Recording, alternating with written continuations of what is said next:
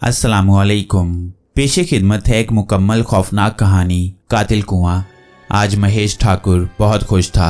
आज उसका बरसों पुराना ख्वाब जो पूरा हो गया था। उस लाल किले में रहने का ख्वाब उसका बरसों पुराना ख्वाब था। लाल किला राजस्थानी फ़न तामीर का बेहतरीन नमूना था। महेश अपने वालिदैन की इकलौती औलाद था। बचपन में कई मरतबा वो अपने माता पिता के साथ यहाँ आ चुका था और उसने ये सुना था कि यह लाल किला आसिफ ज़दा है। जब भी वो यहाँ आता उसकी माँ जी उसको अपने साथ ही रखती, लेकिन उसने सोचा था कि जब वो बड़ा होगा तो वो यहाँ ही रहेगा। उसे लाल किला बहुत पसंद था और उसकी खूबसूरती महेश की कमज़ोरी थी।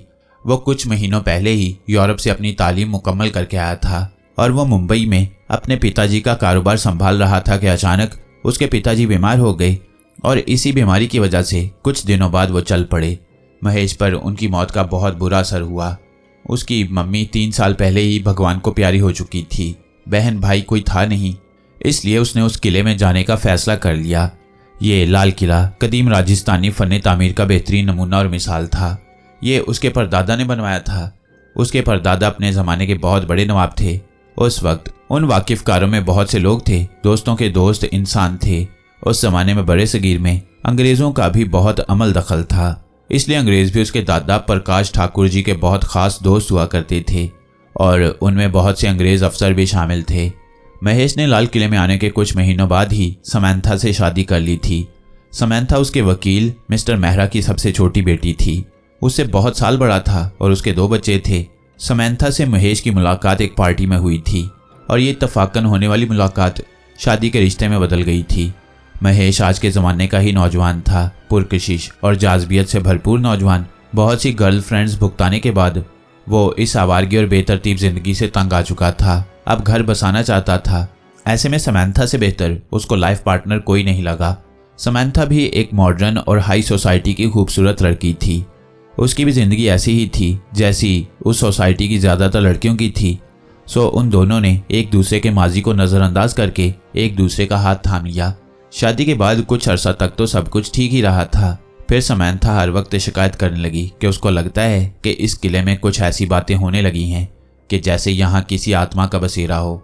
महेश इस किस्म की बातें पहले भी सुन चुका था कि इस किले पर किसी आत्मा का बसेरा है। उसकी माँ जी भी कहती थी कि ये किला आसिफ ज़दा है, लेकिन महेश इन बातों पर यकीन नहीं रखता था। उन दिनों महेश बहुत मसरूफ़ रहने लगा था।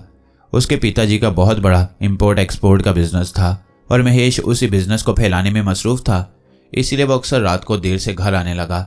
एक रात वो बहुत थका हुआ ऑफिस से आया तो उसको देखते ही समंथा रोने लगी।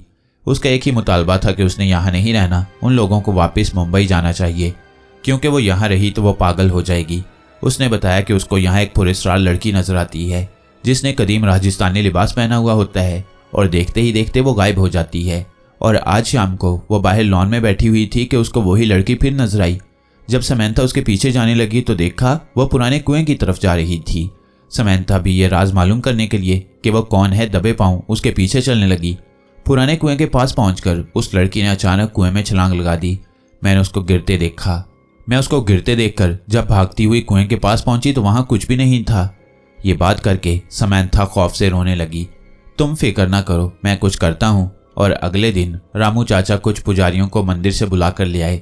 रामू चाचा महेश के पिताजी के ज़माने से मुलाजिम थे। उन्होंने महेश को गोद में खिलाया था, इसलिए वो उसकी ज़रा सी परेशानी में परेशान हो जाते थे। उनकी पत्नी का 2 साल पहले इंतकाल हो चुका था और उनकी अपनी कोई औलाद नहीं थी, इसलिए वो महेश को अपने बेटों की तरह चाहते थे और महेश भी उनसे मुलाजमीन जैसा बर्ताव नहीं करता था, बहुत प्यार और इज्जत से पेश आता था।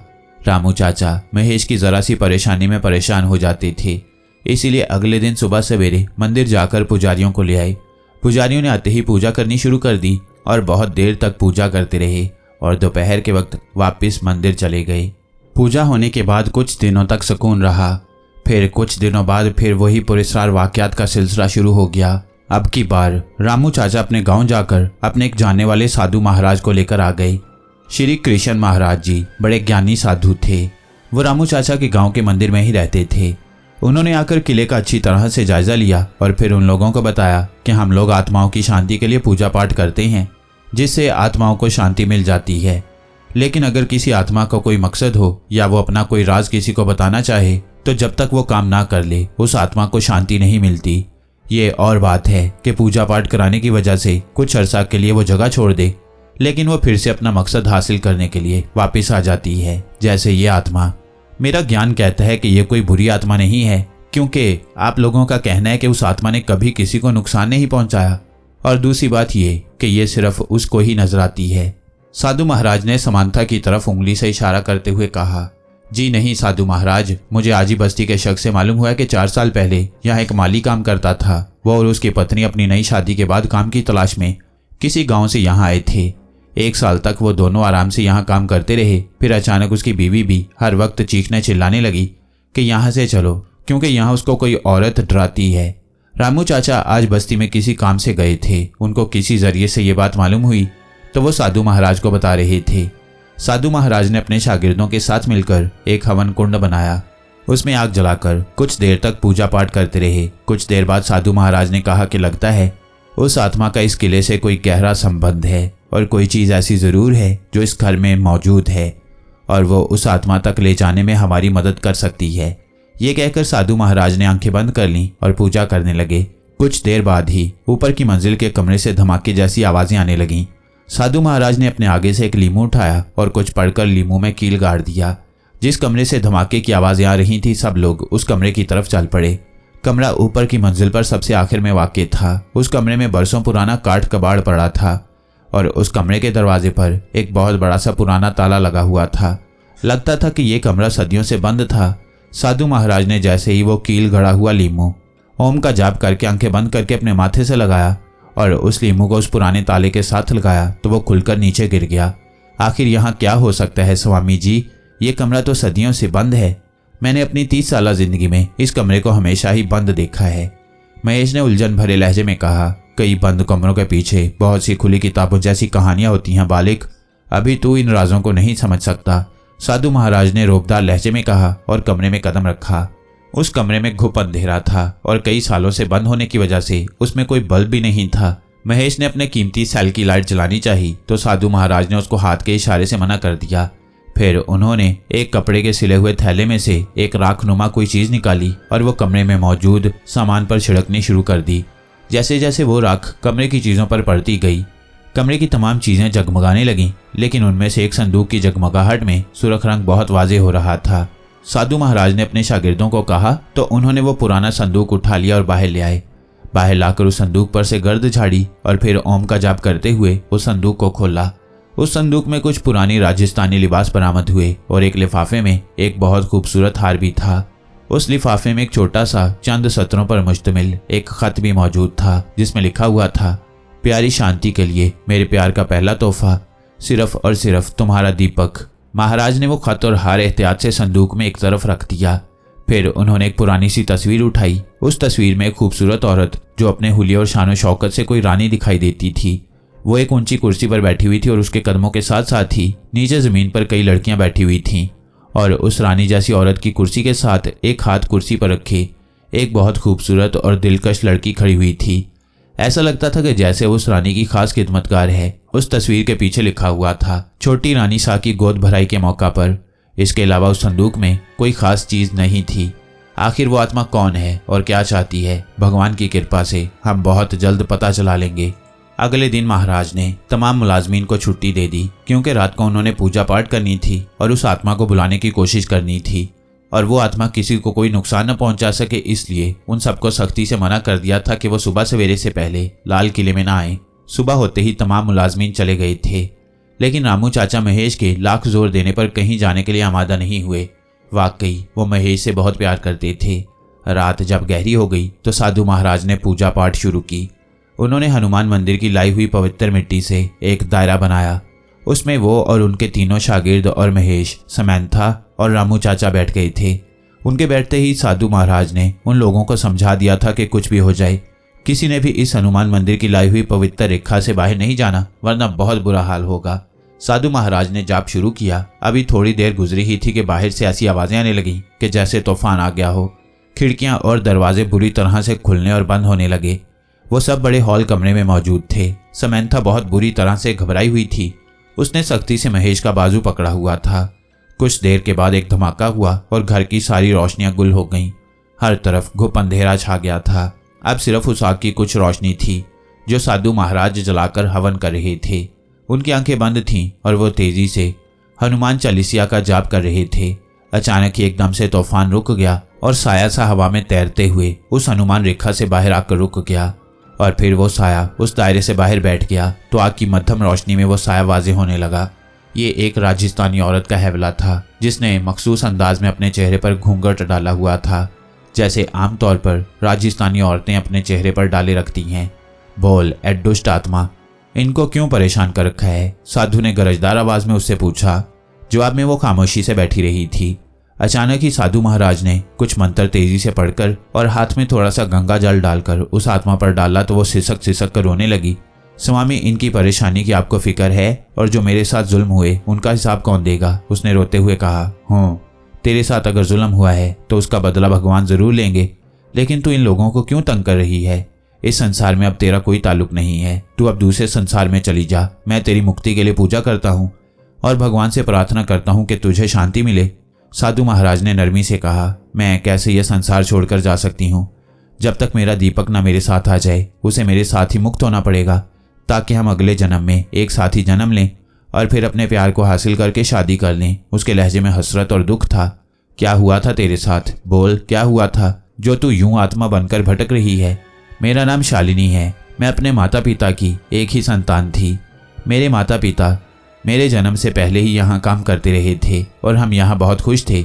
जब मैं 16 साल की हुई तो मेरी माताजी बीमार हो गईं और कुछ अरसे बाद उनका देहांत हो गया। माताजी के बाद पिताजी सिर्फ 1 साल ही जीवित रहे, फिर उनका भी देहांत हो गया और मैं इस संसार में अकेली रह गई। ऐसे में राजा प्रकाश ठाकुर सा, उन्होंने मेरे सर पर हाथ रखा और मेरा बहुत ख्याल रखा। मेरे माता पिता का ताल्लुक अलहदा अलहदा बरादरी से था। वो दोनों एक ही गांव में रहते थे और उनमें प्यार का जज्बा पैदा हुआ तो उन दोनों ने गांव से भागकर ब्याह रचा लिया। फिर काफ़ी अरसे तक छुपते छुपाते रहे। फिर किसी हमदर्द इंसान के आगे अपने जीवन की कथा सुनाई तो उन्होंने यहाँ इस लाल किले में उनको काम पर रखवा दिया। यूं माता पिता दर दर की ठोकरों से बच गए। इसलिए माता पिता के देहांत के बाद मेरे लिए लाल किले के सिवा कोई ठिकाना नहीं था। ऐसे में मुझे ठाकुर जी ने बड़ा सहारा दिया। इसके अलावा एक और भी था जिसने मेरा इस गम की घड़ी में बड़ा साथ दिया और मेरा बहुत ख्याल रखा, और वो था दीपक। दीपक ने इस कठिन वक्त में मेरा बहुत ख्याल रखा और फिर यह हमदर्दी का जज्बा प्यार में बदल गया। वो एक बहुत अच्छा और सच्चा इंसान था। उसका गांव लाल किले से कुछ ही दूर था और वो लाल किले की हिफाजत करने वाली सेना में था। मैं उसके प्यार को पाकर आहिस्ता आहिस्ता संभलने लगी। उन्हीं दिनों ठाकुर प्रकाश के बेटे अमित ठाकुर साहब की शादी की तकरीबात शुरू हो गई थीं। महाराजा प्रकाश ठाकुर का एक ही बेटा था और 4 बेटियां थीं और उन चारों बेटियों की शादी हो चुकी थी। अमित ठाकुर की शादी के कुछ महीनों बाद ही प्रकाश ठाकुर की दिल का दौरा पड़ने से मौत हो गई। उनकी मौत के बाद उनकी पत्नी भी बीमार रहने लगी और हर वक्त अपने कमरे में ही रहने लगी। लाल किले का अब सारा इंतजाम छोटी रानी सा के हाथ में था। मुझे उन्होंने अपनी खास दासियों में शामिल कर लिया था। उन दिनों फिरंगियों ने हिंदुस्तान में अपने कदम जमाने शुरू कर दिए थे।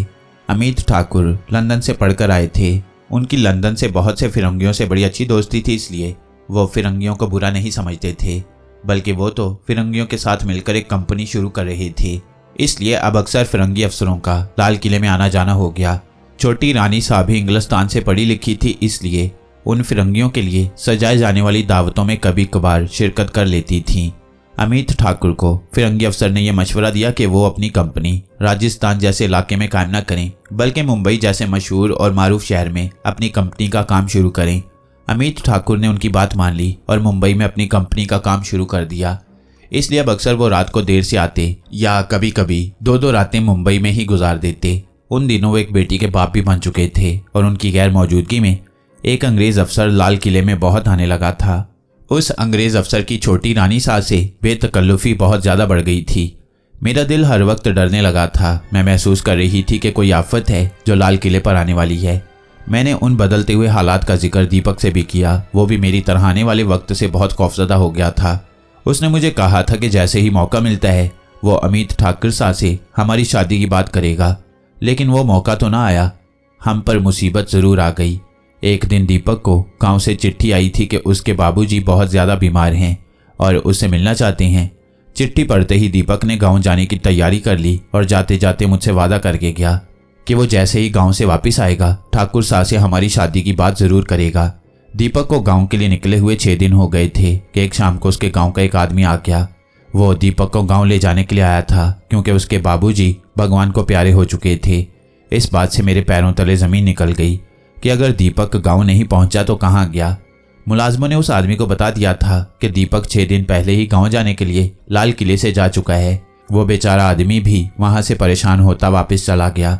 उस दिन के बाद मैं बहुत परेशान रहने लगी थी। एक शाम को मैं ऐसे ही उदास होकर कुएं के पास बैठी हुई थी। उस कुएं के पास ही हम दोनों अक्सर मिलते थे। उस वक्त भी मैं दीपक को याद करके उदास हो रही थी कि वहाँ शिवा आ गया। उसको देखकर मैं वहाँ से जाने लगी। उस वक्त मुझे उसका वहाँ आना बहुत बुरा लगा। शिवा मेरी और दीपक की मोहब्बत से जलता था। वो मुझ पर बुरी नज़र रखता था और चाहता था कि मैं उससे मोहब्बत करूं, जबकि मैं सिर्फ दीपक से प्यार करती थी। मुझे वहां से जाता देखकर उसने मेरा रास्ता रोक लिया और कहने लगा, क्यों रोती है और किसके लिए रोती है? दीपक अब कभी वापस नहीं आएगा, उसके लिए रोने की बजाय मुझसे दिल लगा ले। उसने मुझ पर झुकते हुए कहा तो मैंने उसको धक्का देकर वहां से भागती हुई चली गई। पीछे से शिवा जोर जोर से हंसता रहा। उसकी हंसी की आवाज़ उस शिकारी की सी थी जो अपने शिकार को शिकंजे में फंसता देखकर खुशी से हंसता है। मैं भागती हुई किले के अंदर चली गई, लेकिन उसकी शैतानी हंसी की आवाज़ मेरा पीछा करती रही। दीपक को किले से गए हुए 2 महीने हो गए थे। उसका कुछ पता नहीं चल सका, ना जाने कहाँ चला गया था। मेरी हालत दिन ब दिन खराब होती जा रही थी। जब भी उदास होती कुएं के पास आकर बैठ जाती। फिर उन्हीं दिनों किले में हालात बदलने लगे। किसी हमदर्द ने अमित ठाकुर शाह को उस फिरंगी अफसर और छोटी रानी शाह के संबंध की खबर दे दी। अमित ठाकुर शाह अपनी पत्नी और अपनी बेटी की मां से प्यार करते थे, इसलिए उन्होंने सब्र और हौसले से उसकी बात को बर्दाश्त किया। लेकिन किले की हिफाजत करने वाले सिपाहियों को सख्ती से मना कर दिया कि किसी सूरत भी वो फिरंगी अफसर, जिसका नाम फ्रेड थॉमस था, किले के अंदर ना आ सके। इस तरह उस फिरंगी अफसर का दाखिला किले में बंद हो गया। 2 महीने तो सुकून से गुजर गए थे। इस दौरान भी अमित ठाकुर शाह 2-3 मरतबा 2-3 रातों के लिए किले से बाहर रह चुके थे। फिर एक बार उनको अपनी कंपनी के किसी काम के लिए इंग्लिस्तान जाना पड़ गया। उनकी गैर मौजूदगी में छोटी रानी शाह ने उस फिरंगी अफसर से खुफिया मुलाकात का मंसूबा बनाया, जिसके लिए उनको एक शख्स की मदद की ज़रूरत थी और वो था शिवा। शिवा जो किले की हिफाजत करने वाले सिपाहियों का सेनापति था, बल्कि किले के दरवाजे पर उस शिवा का ही पहरा था। छोटी रानी शाह ने उसको इस बात के लिए राजी कर लिया कि वो अमित ठाकुर शाह की गैर मौजूदगी में अंग्रेज अफसर को रात के अंधेरे में राजदारी से किले में आने दे। इस काम के लिए छोटी रानी शाह उसको मुंह मांगा इनाम रकम गर्ज वो जो तलब करे देने को तैयार थी, क्योंकि वो जानती थी कि हर चीज की एक कीमत होती है। शिवा ने भी छोटी रानी शाह से इस काम की कीमत तलब कर ली। वो एक अंधेरी तूफानी रात थी। मेरा दिल शाम से ही घबरा रहा था। रात को सर्द तूफानी हवाएं चलने लगी। मुझे नींद ही नहीं आ रही थी। मैं अब भी उस खोली में रहती थी जिसमें अपने माता पिता के साथ रहती थी, लेकिन उनके देहांत के बाद गीता बुआ मेरे साथ ही इसी खोली में रहने लगी और रात में भी मेरे साथ ही सोती थीं। वो भी इसी किले में दासी थीं। उनके पति भगवान को प्यारे हो चुके थे और उनकी कोई औलाद नहीं थी, इसलिए वो मुझसे बहुत प्यार करती थीं। उस रात भी वो मेरे साथ वाले बिस्तर पर ही सो रही थीं, जबकि मैं अपने दीपक को याद करते हुए जाग रही थी। अचानक दरवाजे पर दस्तक हुई। मैं जाग रही थी, इसलिए उठकर बैठ गई। पूछा तो दरवाजे पर राधा थी। वो भी किले की दासी थी, इसलिए मैंने फौरन दरवाज़ा खोल दिया। जल्दी चलो, तुमको छोटी रानी शाह ने बुलाया है। दीपक के बारे में कोई अहम खबर पता चली है। ये बात करके वो आगे आगे चलने लगी। मैं दीपक की बात सुनकर ऐसी बेख्तियार हुई कि नंगे पाँव ही उसके साथ चल पड़ी। ये तक न सोचा कि बुआ को जगाकर बता दूं। पिछले बाग जाकर उसने एक कमरे की तरफ इशारा किया कि वहाँ जा, रानी शाह वहाँ हैं। ये बात करके वो रुकी नहीं और तेज तेज कदमों के साथ किले के अंदरूनी हिस्से की तरफ चली गई और मैं दीपक का नाम सुनते ही बेचैनी से उस कमरे की तरफ बढ़ी, ये सोचे समझे बगैर कि इस तूफानी और सर्द रात को छोटी रानी शाह वहाँ क्या कर रही होंगी। ऐसे में बादल जोर से गरजे और आसमान पर बिजली ऐसे कड़की कि हर तरफ रोशनी सी फैल गई। तेज रफ्तार हवा से दरख्त झूमने लगे। मैं जल्दी से उस कमरे के अंदर चली गई। अंदर का नज़ारा मुझे चौंका गया। सामने ही वो मनहूस शिवा खड़ा मुस्कुरा रहा था। इससे पहले कि मैं कुछ समझ सकती, उसने मुझे दबोच लिया। छोड़ दे मुझे, दुष्ट पापी, मैं चिल्लाई। जोर जोर से चिल्लाकर देख ले सुंदरी, यहाँ कोई तेरी सहायता करने नहीं आएगा। मैं छोटी रानी को तेरे काले करतूतों का बताऊंगी, फिर तुझे इसका दंड जरूर मिलेगा। मैंने उसे खुद को छुड़ाने की कोशिश करते हुए कहा, छोटी रानी शाह।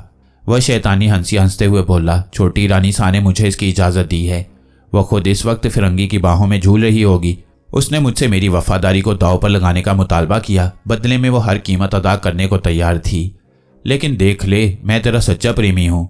मैंने बदले में सिर्फ तुझे तलब किया, सिर्फ तुझे। उस पापी ने मुझ पर झुकते हुए कहा, थू, तेरे पर और तेरे प्रेम पर तूने ऐसा सोच भी कैसे लिया? तू जानता है ना कि मैं सिर्फ और सिर्फ दीपक से प्रेम करती हूँ और उसका इंतजार कर रही हूँ। वो एक दिन जरूर आएगा, देखना।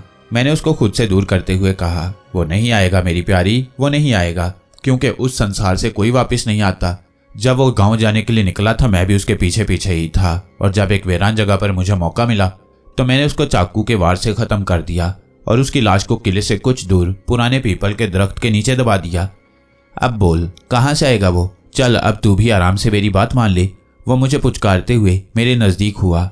मैं जो दीपक के मरने की खबर सुनकर बेजान हुई बैठी थी, उसको अचानक जोर से धक्का देकर पीछे गिरा दिया और खुद तेजी से दरवाज़ा खोलकर बाहर निकल आई। सामने ही कुआं नजर आ रहा था। मैं अंधाधुंध उसकी ओर भागती चली गई और वो पापी भी मेरे पीछे ही भागा। इससे पहले कि वो मुझ तक पहुंच पाता मैंने कुएं में छलांग लगा दी और इस जालिम संसार से बहुत दूर चली गई। 2 दिन बाद मेरी लाश उस कुएं में से मिल गई तो मेरा क्रियाक्रम कर दिया गया। सोचा था कि मरने के बाद अपने दीपक से मिल जाऊंगी, लेकिन ऐसा भी मुमकिन ना हो सका, क्योंकि उस पापी ने दीपक की लाश को पीपल के दरख्त के नीचे दबाया हुआ है।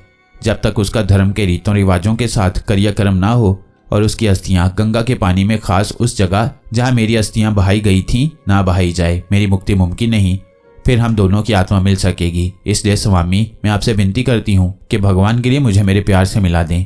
उस आत्मा की आवाज़ में एक तड़प थी। जरूर पुत्री, हम तेरी ये इच्छा जरूर पूरी करेंगे, लेकिन ये तो बता कि तूने इन लोगों को क्यों परेशान कर रखा है?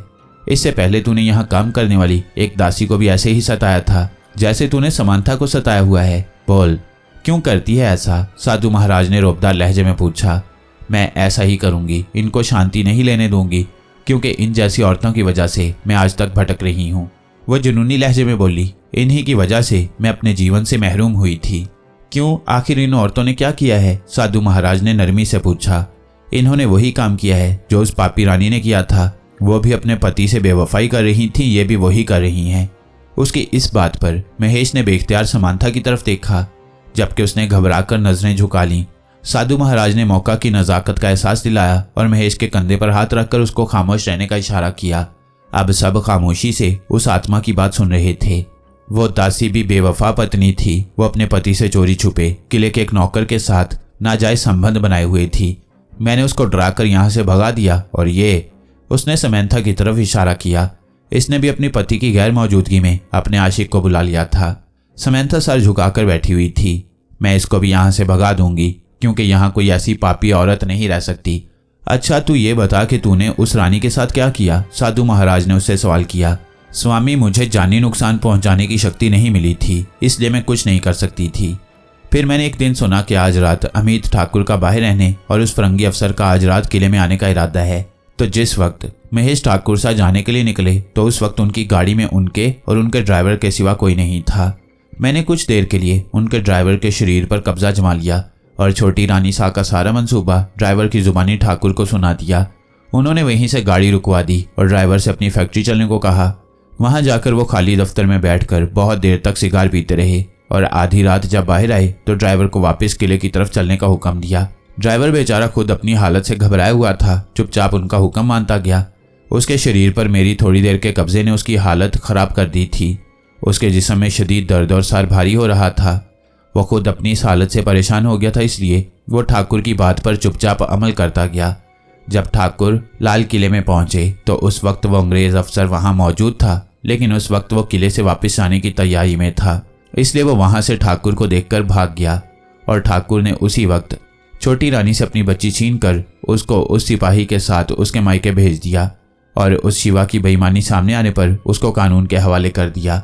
बात खुल जाने पर दासियों ने मेरी हत्या में जो कुछ शिवा का हाथ था वो सब बता दिया। यूं शिवा को फांसी की सजा मिल गई। छोटी रानी के भाइयों और पिताजी को जब असल वाक़े के बारे में मालूम हुआ तो वो उससे बहुत नाराज हुए। वो सब मिलकर अमित ठाकुर साहब से अपनी बेटी के किए की मुआफ़ी मांगने के लिए आ रहे थे कि उसी वक्त उनको एक कानूनी पर्चा मिला जिसमें अमित ठाकुर साहब ने छोटी रानी को तलाक दे दी थी। इस वाक़े से छोटी रानी बहुत ज़्यादा बीमार हो गई। उसने एक राजदार नौकर को चिट्ठी लिख कर दी और उस अंग्रेज अफसर की तरफ भेजा कि वो रानी से शादी कर ले। वहां जाकर मालूम हुआ कि वो अंग्रेज अफसर अपनी नौकरी छोड़कर वापस इंग्लिस्तान चला गया है।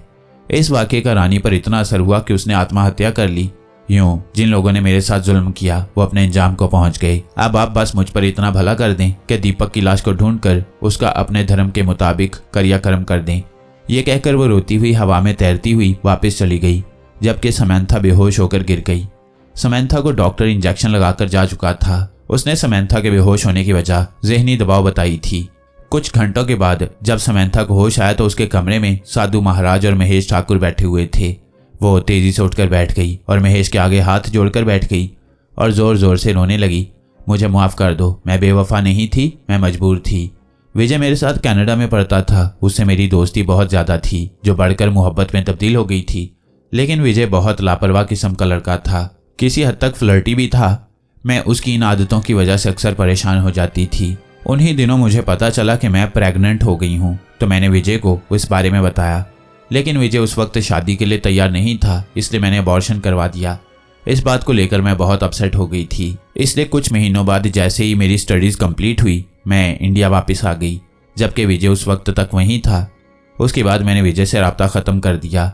फिर मेरी लाइफ में तुम आ गई तो मुझे प्यार का असल मकसद मिल गया। मैं तुम्हारा साथ पाकर बहुत खुश थी कि अचानक विजय से मेरी मुलाकात एक शॉपिंग सेंटर में हो गई और वो मेरा पीछा करते हुए यहाँ तक आ गया। उसने फिर 2 दफ़ा यहाँ का चक्कर लगाया है। वो यही कहता है कि वो मुझे खोकर बहुत पछता रहा है। वो कहता है कि मैं तुमसे तलाक ले लूँ, वरना वो तुमको अपने और मेरे रिलेशनशिप और उस अबॉर्शन के बारे में बता देगा। लेकिन यकीन करो मेरा अब उससे कोई भी रिलेशन नहीं है। समंथा ये बात करके अपने घुटनों पर सर रखकर रोने लगी, जबकि महेश उसके साथ ही बैठा किसी सोच में गुम था। जब ये अपनी गलती को मानकर मुआफ़ी मांग रही है तो इसको मुआफ़ कर दे बेटा, साधु महाराज ने नरमी से कहा। तो महेश ने समंथा के आंसू साफ करने के बाद उसका सर अपने कंधे से लगा लिया। खिड़की खुली हुई थी, दूर से सूरज निकलता नजर आ रहा था। एक नया सूरज, एक नए दिन का, एक नई जिंदगी का आगाज और ऐलान करता हुआ। 2 दिन बाद साधु महाराज ने कुछ लोगों के साथ मिलकर दीपक की लाश की बाकियात ढूंढकर उसका धर्म के मुताबिक क्रियाकर्म कर दिया था। फिर उसकी अस्थियों को गंगा जल में बहाकर उन दोनों की मुक्ति के लिए पूजा पाठ भी किया।